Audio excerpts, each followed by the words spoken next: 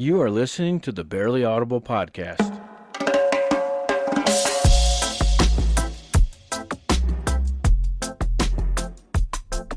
Welcome to the Barely Audible podcast. I am your host, Justin Romine, joined by my co-host, Bearz. Bearz, welcome. Well, thank you, Justin. Good to see you again. It's great to see our guest for today. Hello. Yeah. We have our guest today is Joshua Brown. He is actually my esteemed nephew. He is my sister's middle. Yeah, you're the middle son. You're the middle kid. Out of three, two boys and a girl.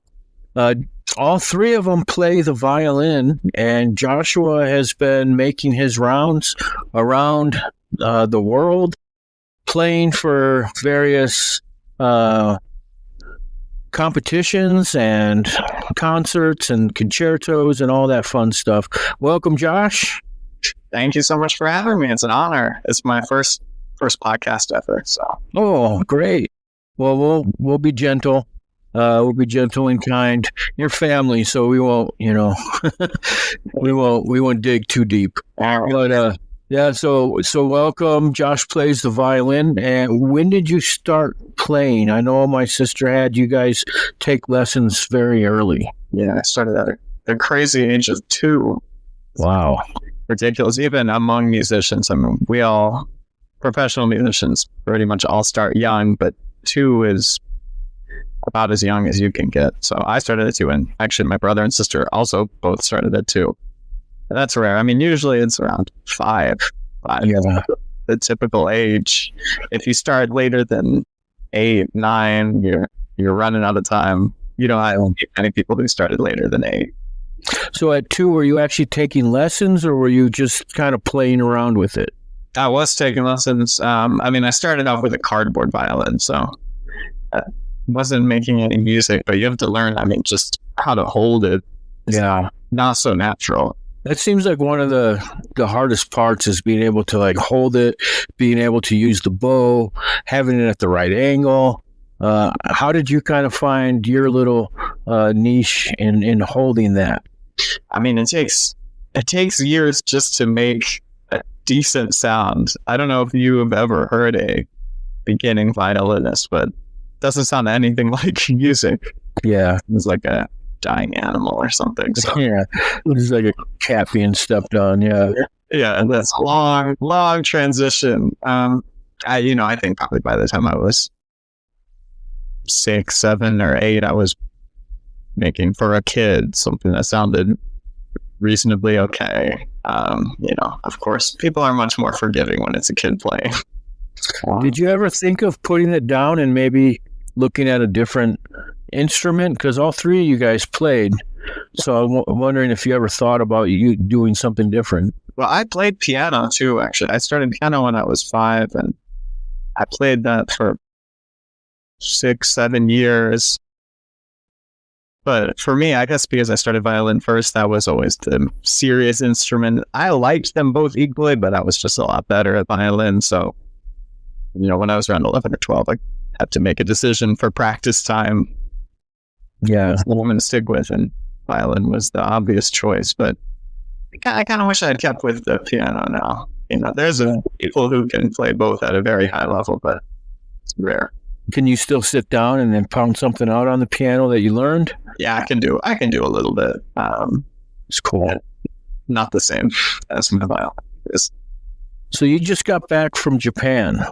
How was that, and what specifically were you doing there? Japan was awesome. That was my first time in Japan. So, the biggest impression is how polite everyone is. It's a huge part of their culture, right? So, it's kind of crazy. In the concert, you go to a concert, a classical music concert, people are generally coughing during the performance a little bit. You have a cough here or there, and this time, no one coughed the whole performance, and I finished. There was a break in the middle of the performance, and so there were 5 seconds of silence, and then everyone coughed in unison. They were holding it, yeah. And then that was it. I was there to play some concerts, so I played 3 concerts as a soloist with an orchestra behind me, and so we kind of traveled around Japan, took the train around, had lots of good Japanese food. And your mom was able to make it too. Yeah, my mom was there. Her first time in Japan too, so I don't know. I would think she'd get tired of seeing me play the same concert. But she was at all of them. So, Josh, how was it received in Japan as compared to, say, the United States? The interesting thing is that Japan is one of the only places in the world where classical music is growing instead of, most places it's the same or down a little bit, but Japan, it's growing. So the audience, if anything, is even more into it than audiences in the States. You have more young people, a lot more young people.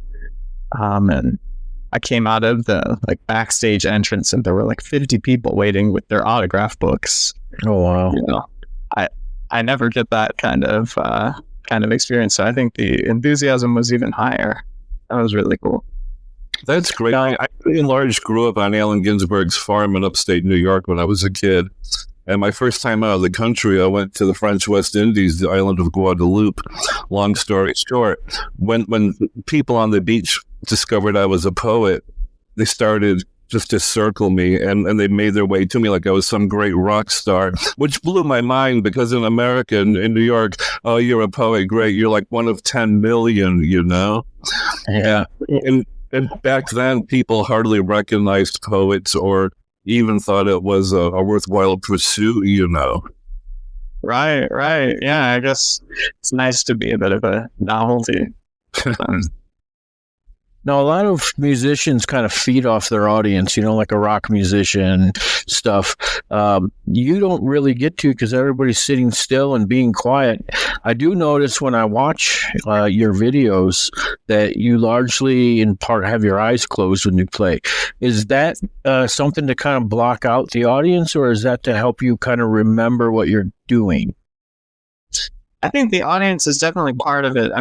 It's different than in rock because, like you said, there's not this such an obvious feedback.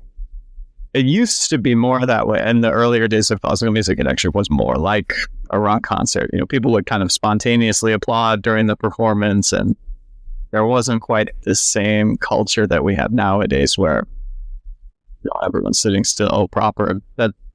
That's kind of a new thing. But I'm really thinking about the audience the whole time. In a way, you have to play in a way that you're sending it to the audience. I think that creates a different kind of feeling. And so I'm definitely thinking about the audience. If I close my eyes, that's more trying to think why I even do that. It definitely helps you focus. Yeah. I guess there's not such a visual component to playing. So when you can remove a sense, then I'm heightened. And you're usually also listening to another instrument. Usually you play with a piano. Right. Well, an orchestra. Yeah. In which case you have a lot of instruments to listen to. Yeah, exactly. So often I'm really focusing in on that too. And I'm listening to myself too. I think this Wynton Marsalis, the jazz musician, he said you have to be your own first listener. And so if you're not listening to yourself and really feeling what you're doing, then no one else is either. That's awesome. And so let's talk about your instrument. So I believe you have on loan from the Stradivarius Society, is that right? That's right, yeah. I had this instrument for almost 2 years now.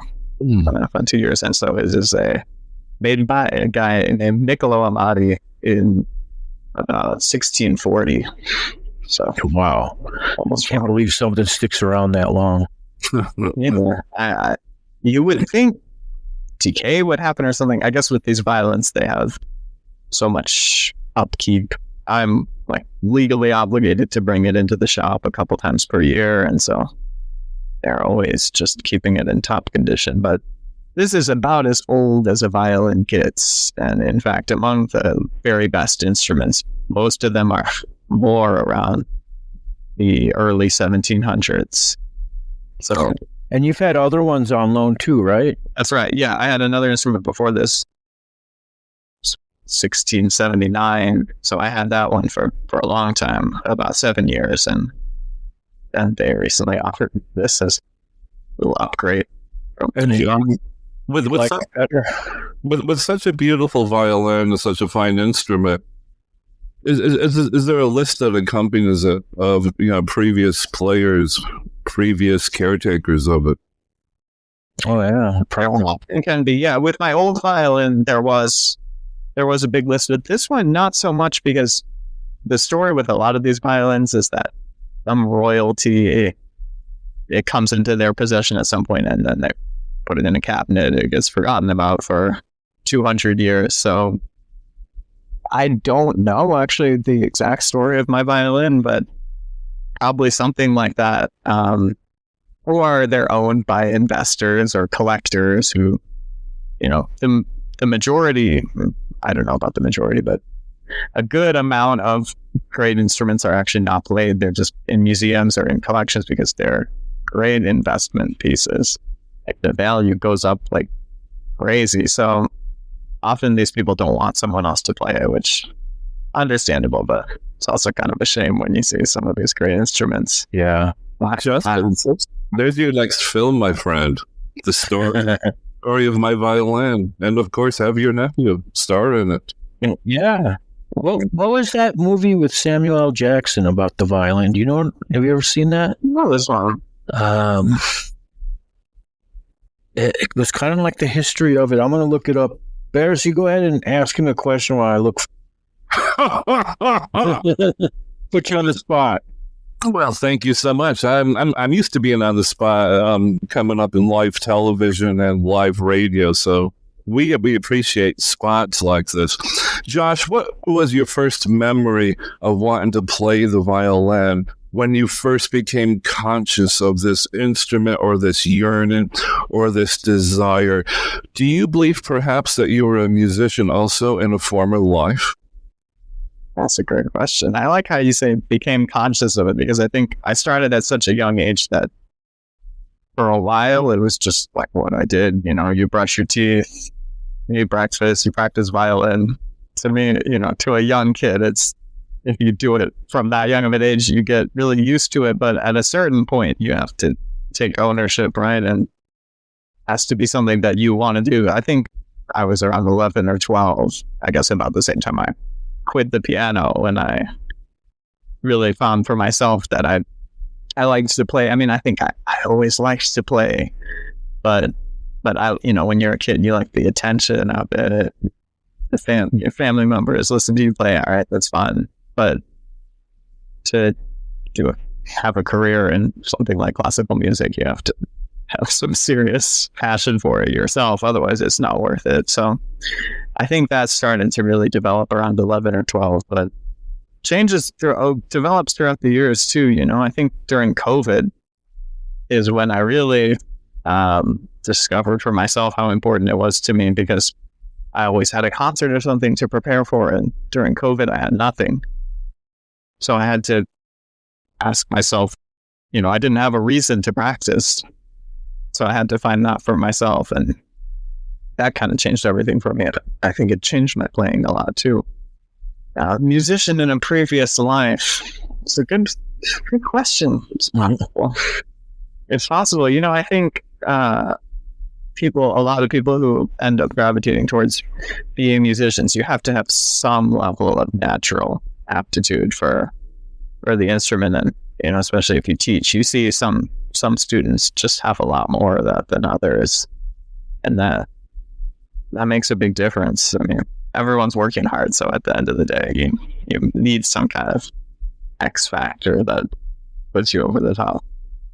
Is the why quantifiable at this point in your life? Can you quantify the why of what you do, or is it still out there and you're excavating and maybe cataloging and Tetrising that feeling or set of information and data? Are you still sort of letting it set with you and sort of maybe even transcended it to some degree almost. And I know while you're playing it, it's probably a transcendent experience too.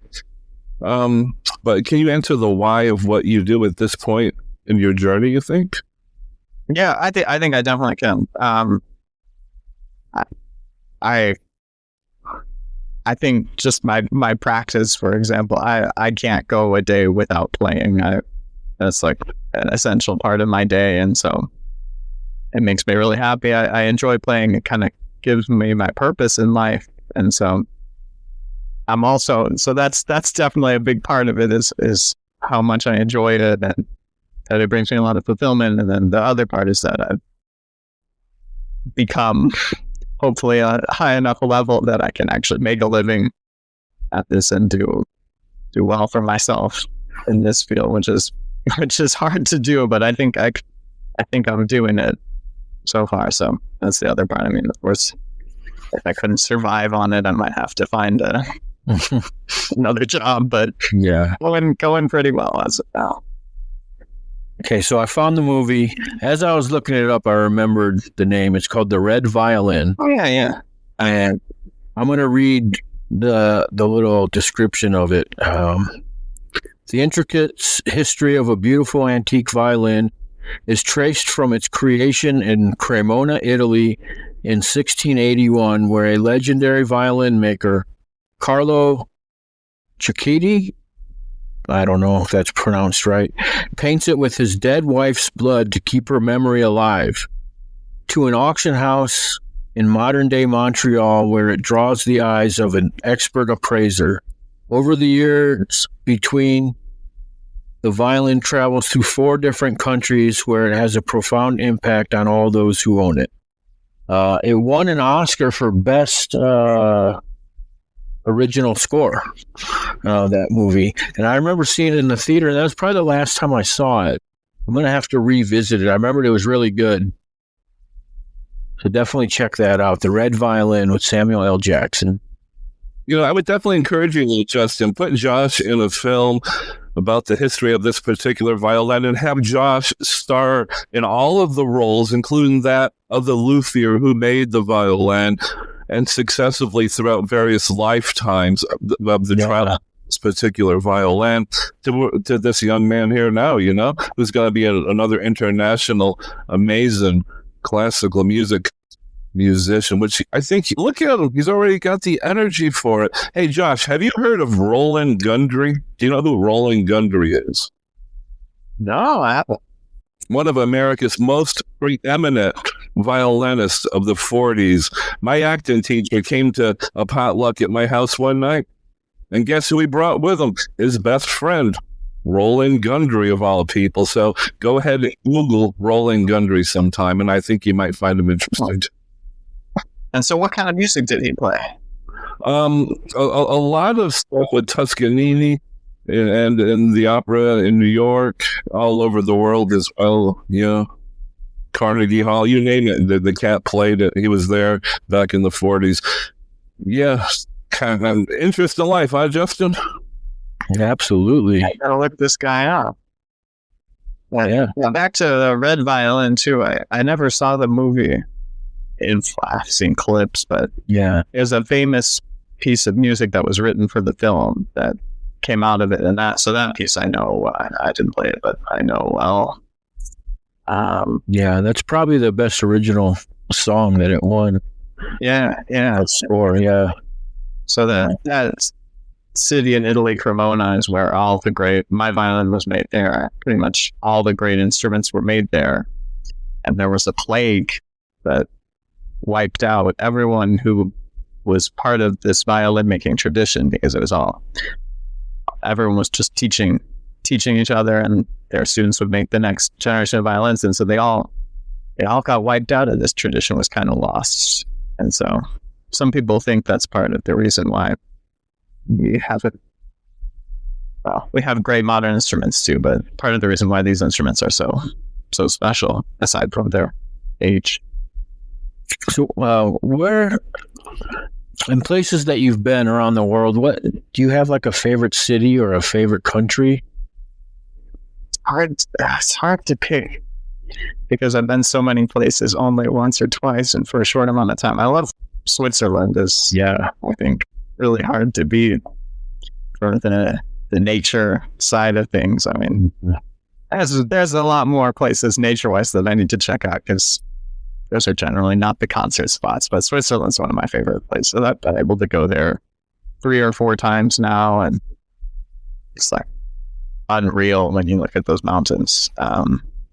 City-wise, Japan had some cool cities. You know, I loved all my trips to Asia because they have such great trains and public transportation. So taking those high-speed trains is really, really fun. But I spend a lot of my time, unfortunately, either in transit or in the hotel room. So yeah, I don't get to do as much sightseeing as I would hope. That's why trains can be a highlight.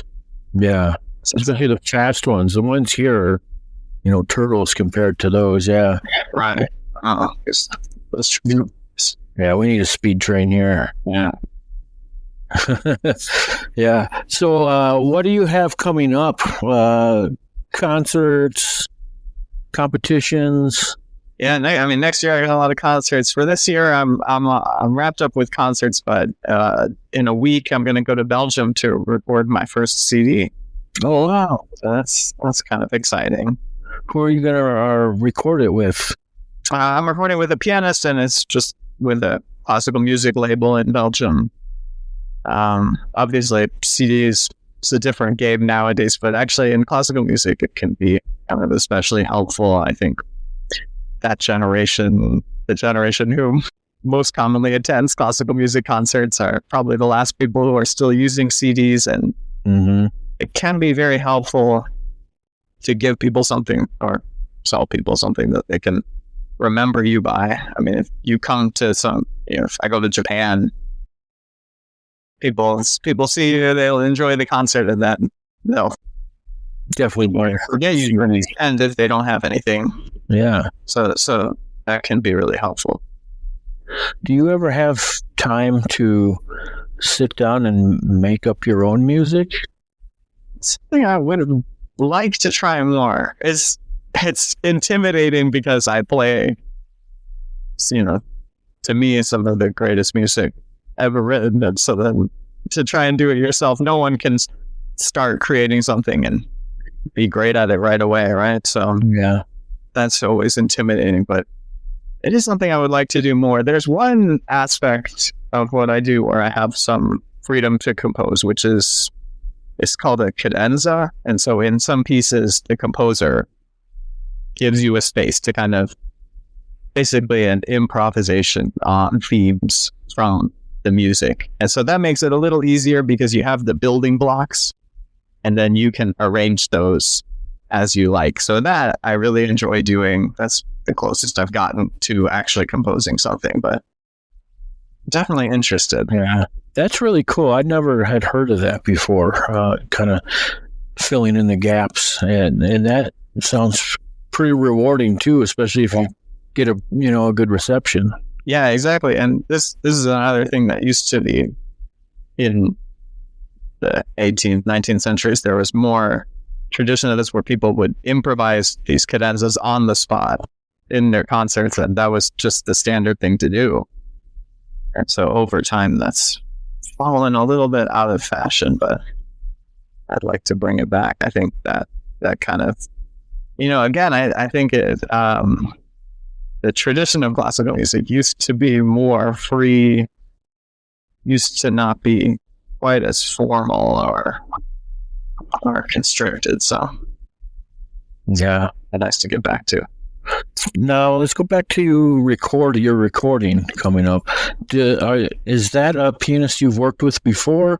I know a lot of times you kind of get to pick the person that you're playing with at the concerts and stuff. Yeah. Usually I'll choose my pianist for the concert. Actually, this time the label introduced us, so it will be my first time playing with him, but I had the chance to listen to some of his playing online.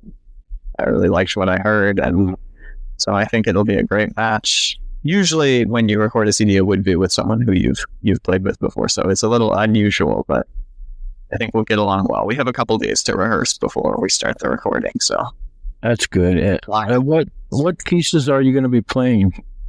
I'm recording an album of works by Robert Schumann. If you probably have not heard of him, he is a German composer from the 18th century, and so he's, I would say, pretty well known in the classical music world, but obviously not to the level of a Beethoven or Mozart. He came a little bit after their time.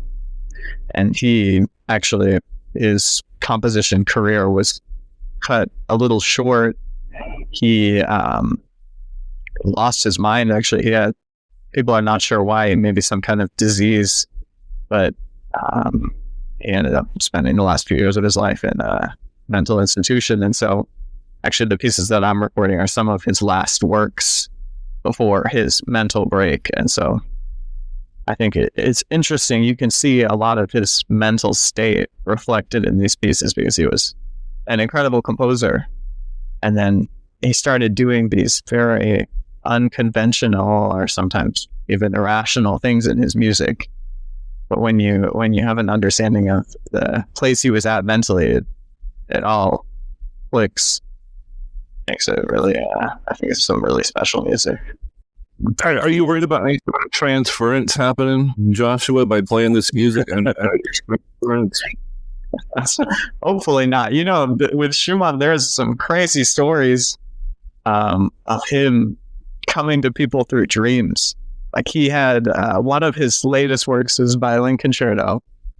Someone had a dream and in the dream, Schumann appeared to her and said, "Oh, you know, my Violin Concerto is in this location," which sounds ridiculous. She went there and she discovered this new piece of music that no one had ever heard or seen before. And so, you know, I don't know. I actually had a dream about him myself where I was hearing an undiscovered piece of music by him. Maybe just inspired by hearing this story, but, you know, I don't know. Maybe there's something there. Have you transcribed that new piece of music? I haven't. I wish I could. I couldn't remember it when I woke up, but it was amazing, which actually I rarely dream about music. I think that might be the only time I've ever had a dream with actual music in it. I wish I could have written it down, but okay, I once asked my good friend who was a great jazz musician and fairly well known, Paul Bley, what inspired him. And we were having pie and coffee at Mrs. Wiener's up there in Cherry Valley, New York one summer morning. He looked at me and he goes, "Bear, I inspire myself." At that point, I thought it was a bit of an arrogant answer, but, you know, now that I've got some years behind me, absolutely not an arrogant answer. Can you relate to that or share with the listeners what inspires you? I think so. I mean, of course, my favorite musicians also inspire me a lot, or the music that I play. I think that's what inspires me the most. You know, we always say, classical musicians always say, you can never be as good as the music.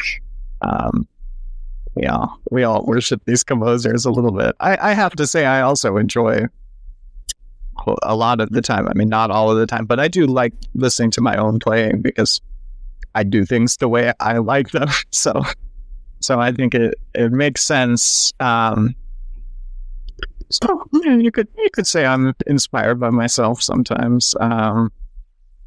But you have to find lots of different places of inspiration. I think going to live concerts of any kind is great inspiration. And Josh, when you walk on stage at the end of the night, how do you feel? And while you're playing too, how do you know you've got the piece just right? You're right there in the piece. You're in the moment, and perhaps you and the piece have become one, and it has just become a transcendent experience for you. And how often does that happen? And I would imagine you're probably always striving for that and to be better than you were, say the last performance. Do you think you'll ever get it right? You know, will you ever be happy? I would say that transcendental state that you talk about, I would say I get there maybe 30. Gosh. Oh, a visitor. I have a little visitor. I had to lock my cats out of the room. I should have locked it out. Nah, never. So I would say I get to that transcendental state maybe 30% of the time, 25-30% of the time. But I'm happy even if I don't get there. I would say the way I know I'm there is if there's probably both of you know what I'm talking about, but when you get to the state where you can respond without reacting, where you're choosing your response, almost like you're slowing down time in a way. And so I find that way I can be so much more spontaneous in the performances. You can imagine what's going to happen before it happens. So you become like the master of time of the performance. At that point, you're leading everything through your actions.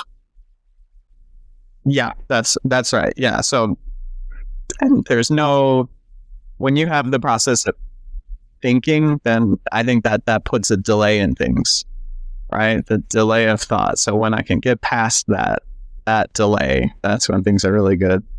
And so the opposite would be if I'm thinking the whole time, and that can happen, especially if you go on stage in the wrong headspace. You have to go on with a certain amount of confidence and trust in yourself. And if you don't have that, then you definitely can start to have some questions. Am I gonna make it to the end of this? Yeah, and a couple months ago, if I remember, your mom was telling me you had got sick right before a performance. Yeah, it was a couple months ago. Yeah. How did you overcome that? Yeah, I was in Belgium and I had a really high fever, and I still had to go perform that night. I can't say I don't think I got to the transcendental state that night. Didn't go badly either. I think there's a good solid 60% of performances where things go more or less according to plan and how I practiced it, and so that I count as a success too. So I think that went fine, although I was really glad when it was over. Didn't enjoy it as much as most performances, but luckily it's not so athletically demanding. I mean, even as if you were a rock musician or something, jump around on stage, it could be a lot worse. But I think playing violin is something you can do reasonably well sick. What's the most inspirational venue you've played in? Oh, that's a good question. Where you actually felt the venue as a collaborator. Yeah. I mean, that's the thing about the greatest halls is that's like the second instrument.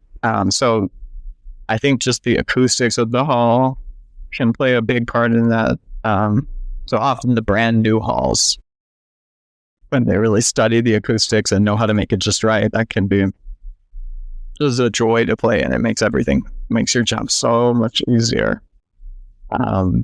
So the brand new halls can be one thing, and then also if you get to play in a venue that you've watched many concerts at, like somewhere I saw concerts when I was a kid, and now I get to play there. That kind of thing is really, really cool too, or just somewhere I've seen on the internet. That's even more common. Than suddenly I'm there for the first time because I'm playing there. Is there a place that you really want to play at?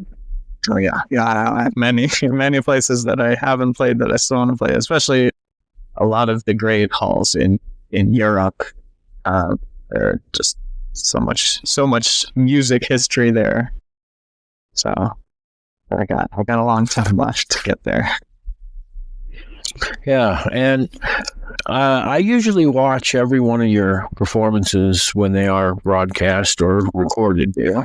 And a couple years ago, I was really impressed with one piece you did. I don't know if you did it more than once, but one of your techniques kind of stuck out to me, where you were kind of bouncing the bow onto the strings and making a harmonic sound. Now, in like guitar, that's called harmonics. They kind of do that with kind of muting the strings. And what is that technique called? And do you remember the piece I might have seen? It could be a few different pieces. We also call it harmonics. So yeah, okay. Violin has harmonics too. I wish I could think. There are a few different pieces that could be, but yeah, harmonics are really cool and hard to. It sounds so cool, yeah. Especially if the bow's coming from the air, like you said. Mm-hmm. You have to get just the right angle, or it doesn't come out. But how long did that take to learn to do that? And every piece is probably different too. Yeah, every piece is different. It could be one piece that I'm thinking of, which is probably the hardest thing I've ever played. That piece, I don't know if I even still count myself as being done learning it, but just able to play it took probably a month or two, which is crazy. I mean, for the most part, I could play anything if I really had to within a couple days. If I really had to, but yeah, I wouldn't. Have you ever come from a performance and you finish and at your end you're like, man, I sucked, and then you like win and an award? Has that ever happened? Yeah, absolutely. I mean, more than once, and the opposite too. The opposite also happens. Your perception in the moment of these things can be so different than it actually comes out, because it depends so much on your state of mind.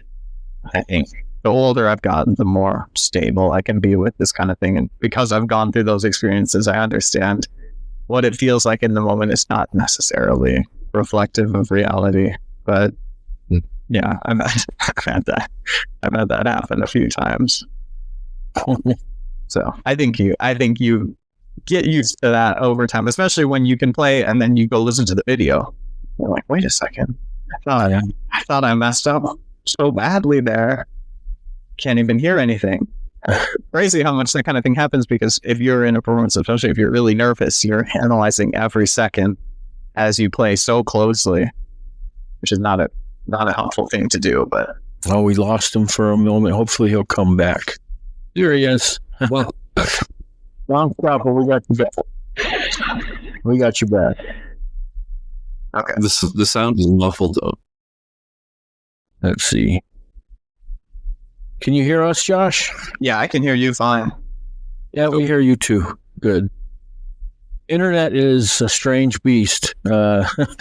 We always get booted off and kicked back in, and I sit right next to my router, and it still tells me I'm not getting good signal sometimes. Right. I'm right next to the router too. Since COVID, we're all used to this, right? Gotta love it. So, I just wanted to ask Josh about Johann Sebastian Bach. What comes to mind when you hear that composer's name?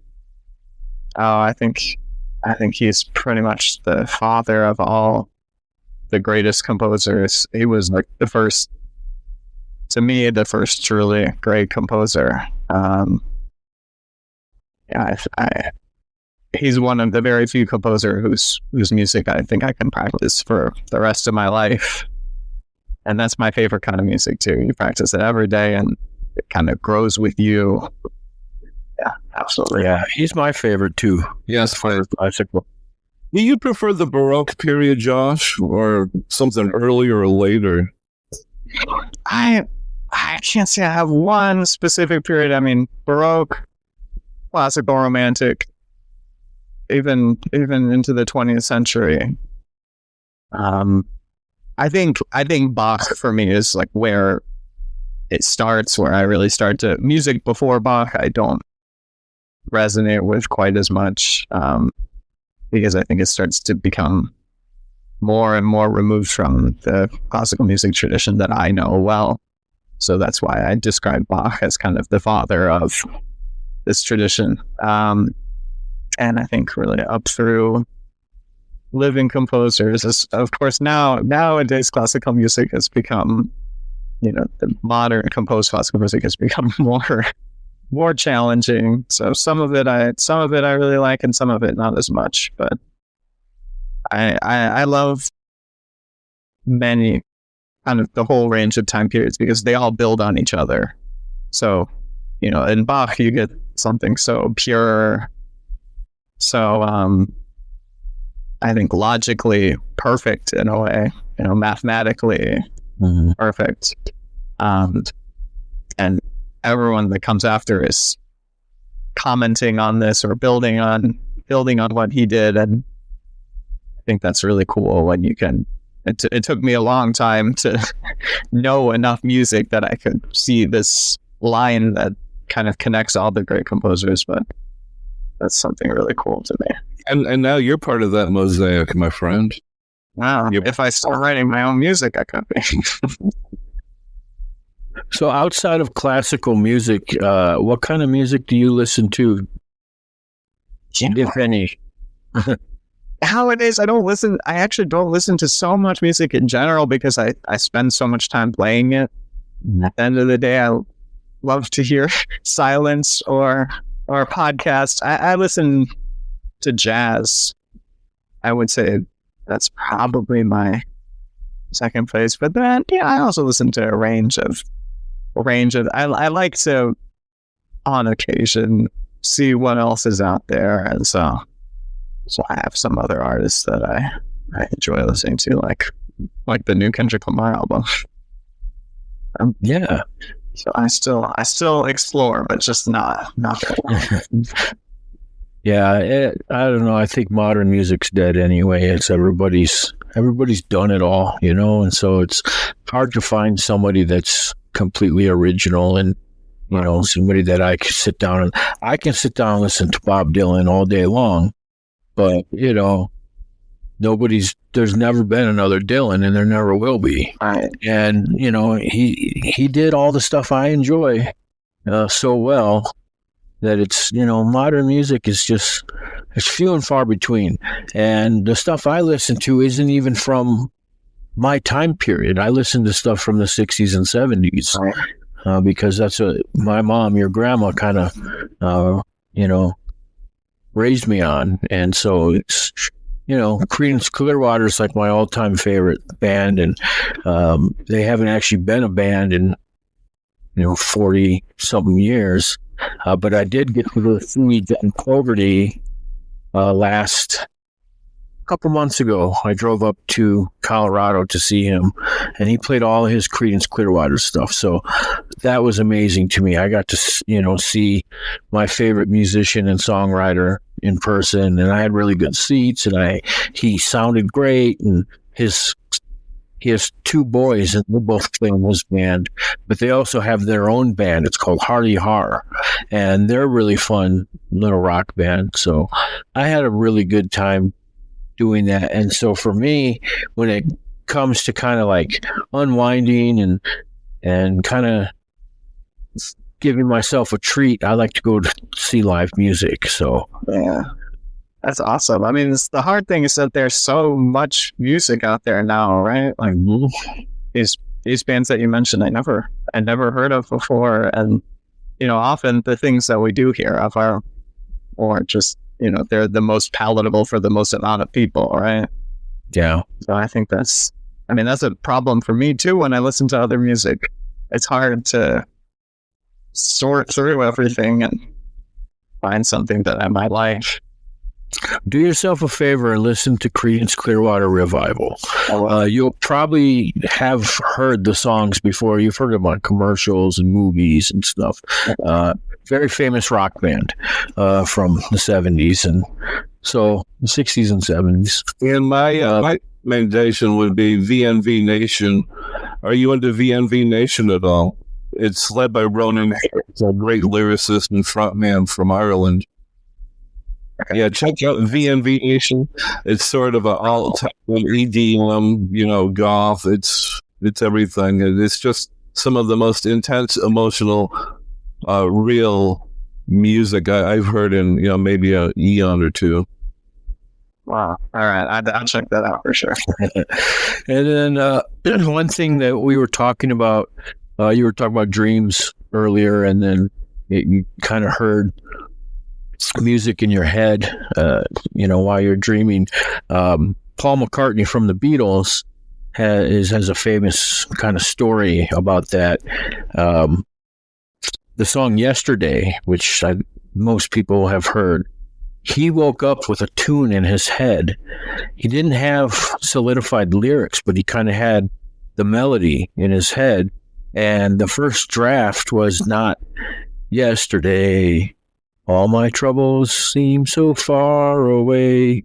I can't sing, but he didn't have that in his mind. It was scrambled eggs. So the first version of Yesterday started with scrambled eggs, because he had that melody in his head. And I a lot of musicians do wake up from dreams and instantly write, a masterpiece, or that happens quite a bit. So I wanted to revisit that for a second. Yeah, actually, Paul was sharing with me one day that the song actually was the day before yesterday. I didn't have any troubles, so I ate some scrambled eggs. So there's just a bit of misinformation floating around the old internet. Okay. Yeah, the day before yesterday. Remember that? I bet Justin remembers the day before yesterday, don't you? Not really. We also had him here too on the show, John. Yes, just absolutely. I love it. Josh is like, Bearz lost his bloody mind. I think one of these days we'll do it on stage. Why don't, Justin, you and I go on the road. Josh can open and close the show for us and say we'll give him 60% and we'll take 20 each. What do you say? That works for me. Sounds like I want split. Yeah. So yeah, it's we can eat. Yeah, we have a lot of fun on the podcast and off the podcast. We're really good friends. Right. How did you guys decide to start a podcast? If I can ask a question. Well, I was talking about it one day, and Justin just sort of mentioned that, if I would like some help or another co-host. And and the thing is, Justin, I have to tell you this. I wanted to ask you, I didn't know how to approach you about that, because I already knew you had a lot on your plate, but then he offered, so it was really beautiful. So thank you. I want to thank you again for that. Yeah, sure. And I had a podcast previous to this, about 7 years ago, and we only got a couple episodes in before me and my co-host there kind of had conflicting schedules. So I kind of worked nights on the weekends, and he was available on the weekends at night, and so it just kind of fizzled out. I think we did 2 or 3 episodes, but yeah, and so I always had wanted to jump back in it. And, together, he and I, just when we talk off, recording and, in real life, we always have very interesting conversations. So between both of us having varied backgrounds, I suppose, we decided that we kind of have a little bit of everything covered. And so a friend of mine told me, don't keep your podcast open-ended, keep it kind of centered on a certain topic, because it's hard to retain guests if it's just about anything. So I think we're an arts and entertainment podcast, so that covers pretty much everything anyway. So and that's one thing that we wanted to do, is have a variety of different kind of people. So we have you, and then last week we had a ghost hunter from the UK, and previous to him we had an intuitive and astrologer. And so so we kind of keep it, I want interesting people to be on the podcast. So we also do episodes where we don't have a guest, and it's just us riffing on each other, and so that's fun. And we're actually, after this, going to be recording a mini bonus. We're going to release a mini bonus episode every other week or so, and so we're going to do that where it's just him and I talking. So we're going to kind of get to know Bearz a little more. That's awesome. I mean, so that's yeah. Go ahead, John. long conversations are completely different than I've done many short interviews, but I feel like you never really. Yeah. Well, thanks for being on. We're having a great time with you, and definitely add the Barely Audible podcast to yours so you can kind of listen to our other podcasts. We've had some pretty interesting people so far and more lined up to come on. So as we're wrapping this up, what kind of aspirations do you have now that you're, a well-known violinist in the area, and what kind of aspirations do you have? Do you want to play with a philharmonic or an orchestra on a regular level or a regular time, or do you enjoy kind of traveling and playing at different places and playing different pieces of music? Yeah, for now I'm having a great time traveling around and playing concerts, and so at least for the foreseeable future, I'm gonna keep doing that.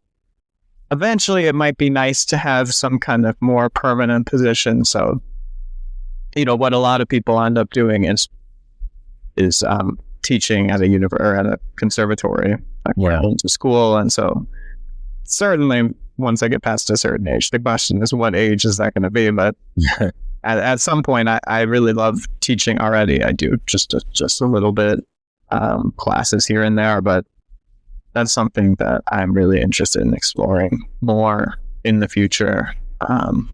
So that could be something a little more permanent for me. But taking it a day at a time. So the hard part up until now has been just establishing myself to the point where I have regular concerts. So,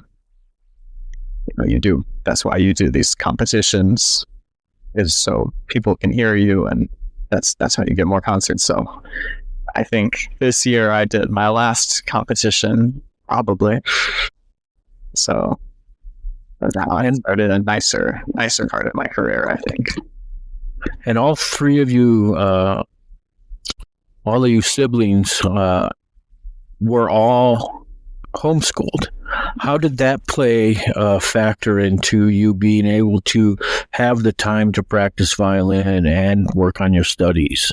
Yeah, I mean, at a certain point, every serious violinist has to be homeschooled, or have some form where school is not as time consuming, because in high school I was practicing somewhere around 5 hours a day, and wow, you can't do that if you're going to school full time. And so all my peers were in the same situation. Now, most people probably don't. I know my mom homeschooled us very early on, so that's more uncommon, but it made a big difference for me because I had time, just the time to practice and time to explore that. So you have to do at a certain point.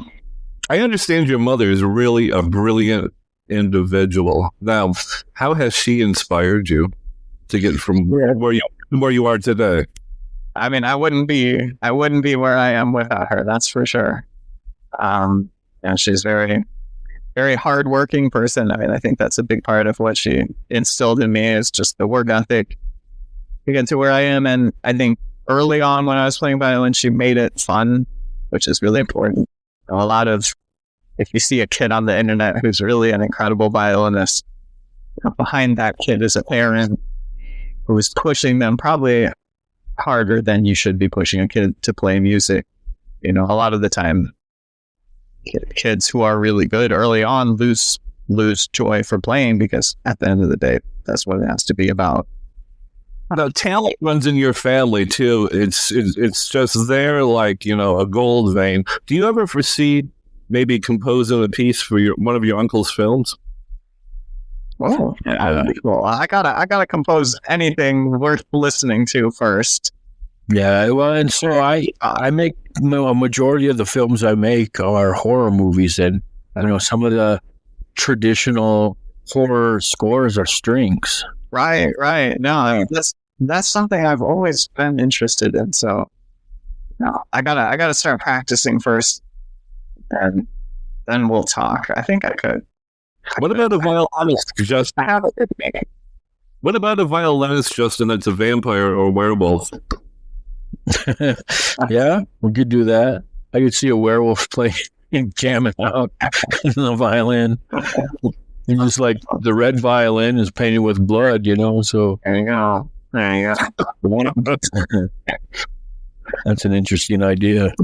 Yeah. I've always wanted to make a werewolf movie. I did make a vampire movie, so I got that under me. Okay. But, Okay. So you mostly do horror? Horror, the last movie that I just did that I'm working on is a sci-fi alien movie.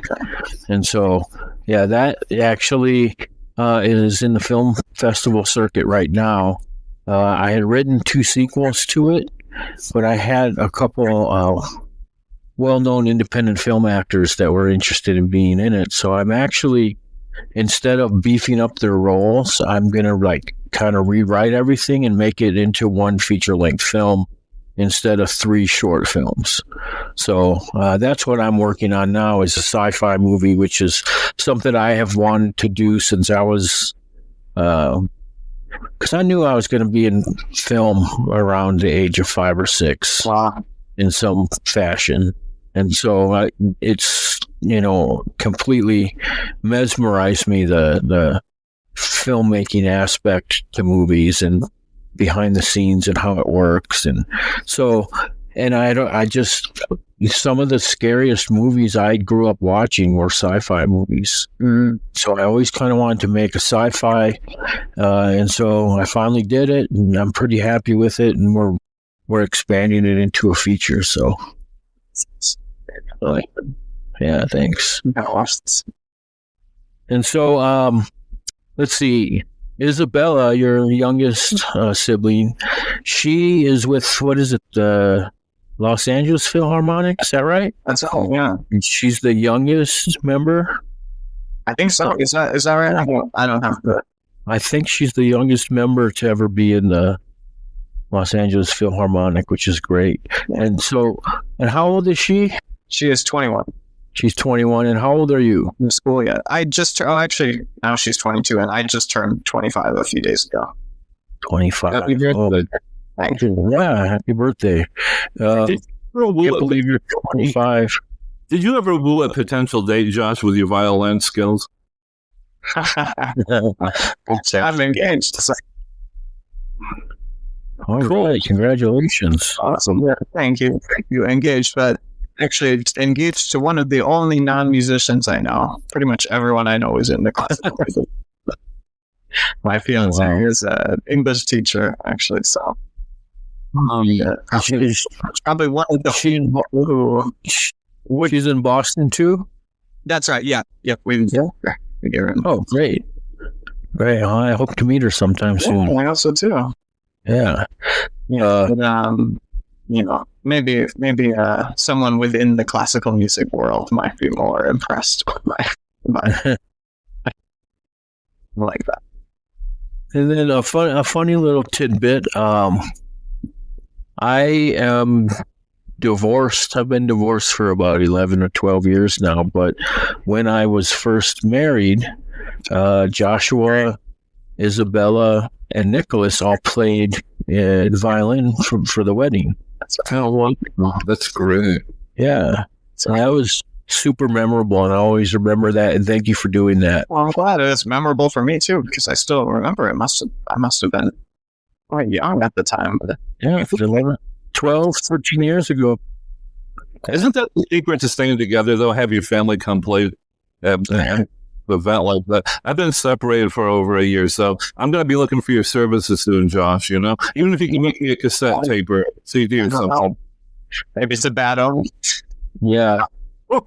Yeah, stay away from weddings. I don't have a good track record.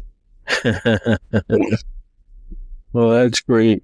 So is there anything you want us to know about you? What do you have upcoming?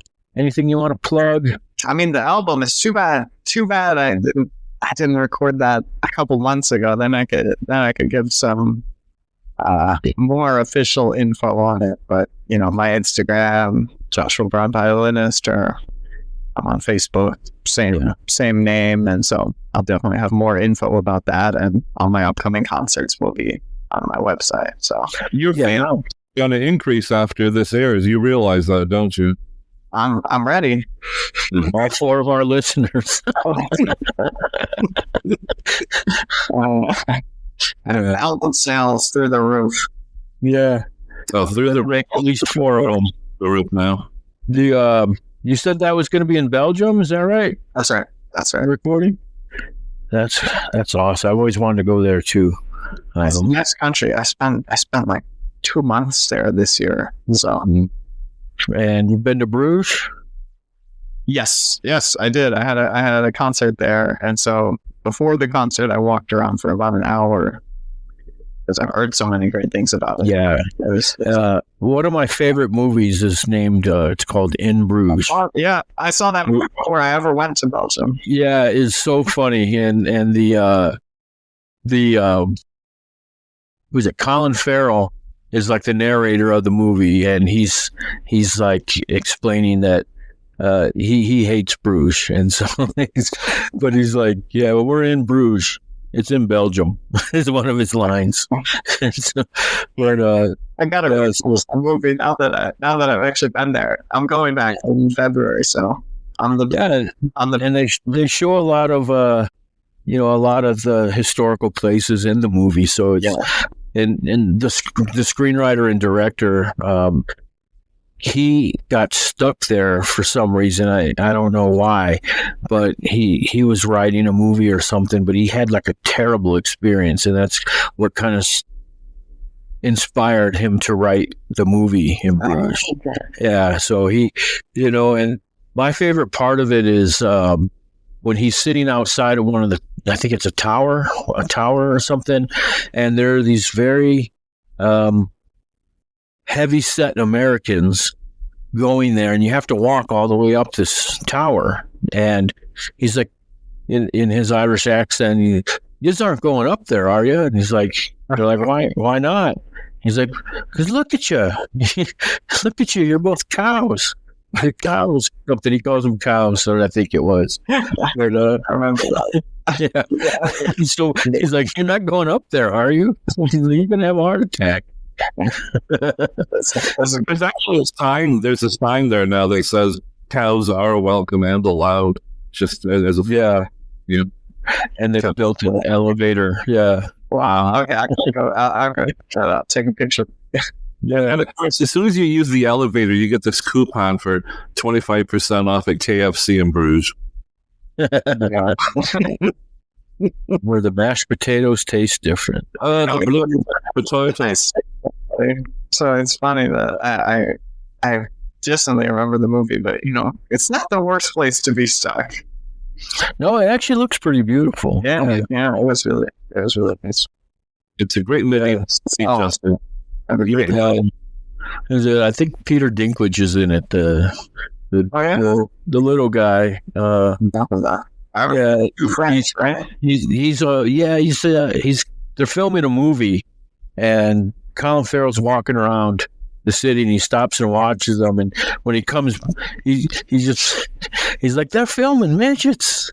He's walking around, talking about and he ends up talking to him, and it's a really funny movie. It's definitely black comedy, so I definitely recommend it to anybody watching. It's hilarious. I think as soon as our load of midgets arrive, Justin, the show's going to go through the roof. We're waiting on our load of midgets to come in from the factory. And as soon as they do, we're going to autograph them, right? And send the listener. And in order to get through the roof, we're going to need like 20 of them to stand on each other's shoulders. Yeah, either that or a catapult, right? Yeah, or a clown car. Get some little violins.